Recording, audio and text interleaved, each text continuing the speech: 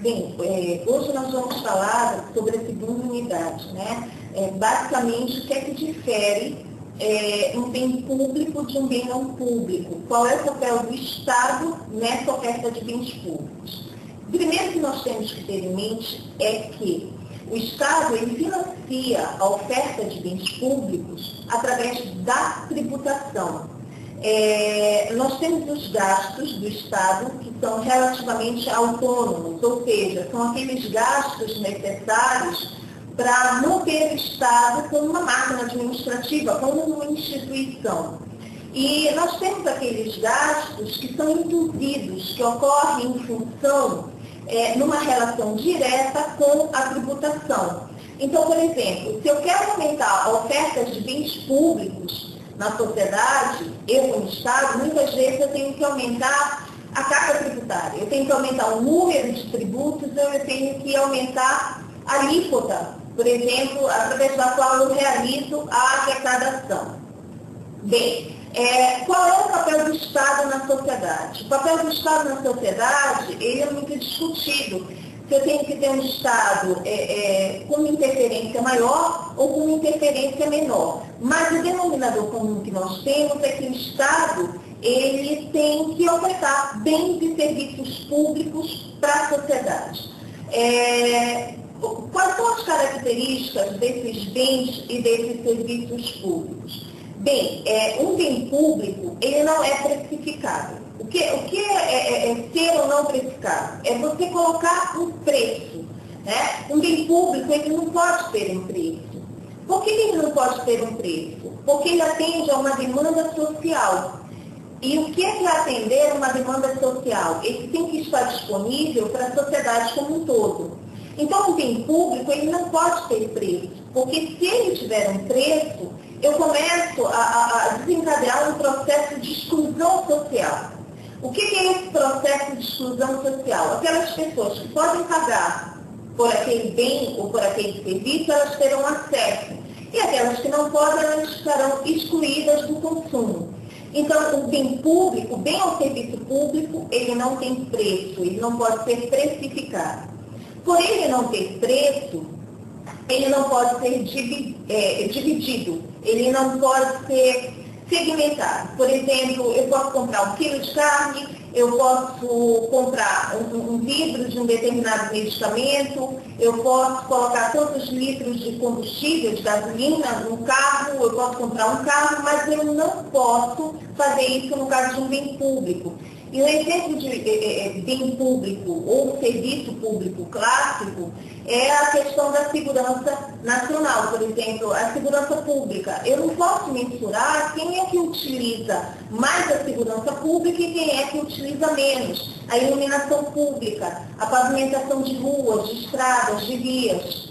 Tá? Então, ele não pode ser dividido porque ele não é precificado. Uma outra característica de um bem ou serviço público é que ele é de consumo não excludente. Quando nós falamos de consumo não excludente, nós temos que atentar para 2 fatos. O consumo excludente, ele pressupõe um aspecto físico, ou seja, se eu vou consumir aquele produto, outro não pode consumir, porque o consumo ele é individual. E pressupõe, além desse aspecto físico, aquela questão da exclusão que nós já mencionamos através do preço. O consumo não excludente, ele também ocorre através do preço. Se eu não posso pagar, eu não posso ter acesso àquele produto. Então, o bem ou serviço público, ele não é excludente por quê? Porque eu parto do pressuposto que toda a sociedade, tanto fisicamente quanto em termos de poder aquisitivo, pode consumir aquele produto. Então, ele é de consumo não excludente. Bem, mas há casos em que o Estado ele não pode continuar ofertando aquele bem ou serviço, embora eles sejam de interesse público, ele seja uma demanda social. É o caso da água, é o caso da energia elétrica, é o caso do transporte público.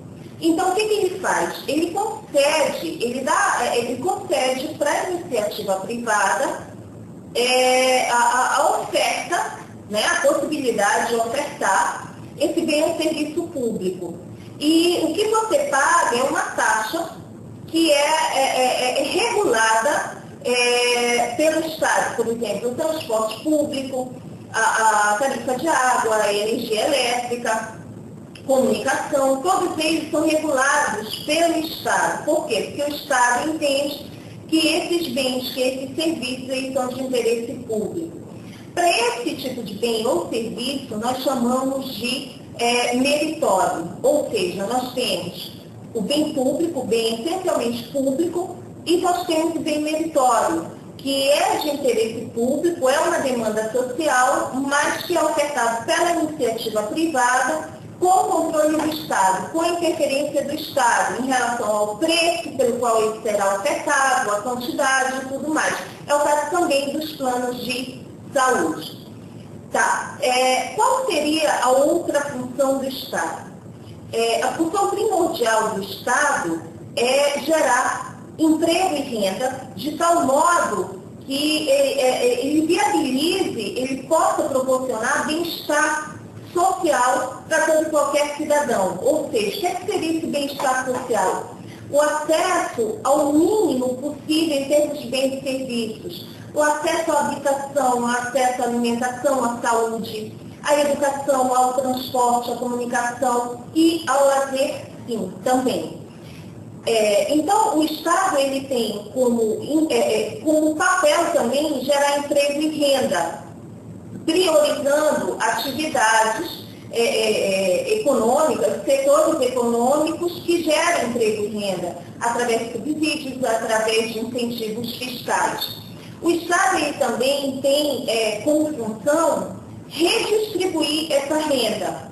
E ele tenta fazer isso, muitas vezes, através da tributação ou através de programas, como Bolsa Família e tudo mais, que auxiliem, que complementem a renda da população mais carente. Esse processo de redistribuição através dos tributos é muito questionado. E para isso nós vamos ter que atentar o que é um tributo direto e o que é um tributo indireto.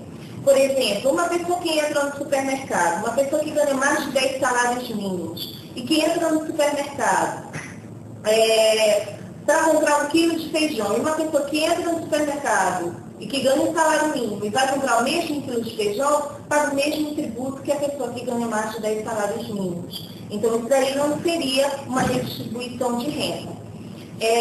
E qual seria a terceira função do Estado? Seria a função de estabilidade econômica. O que é estabilidade econômica?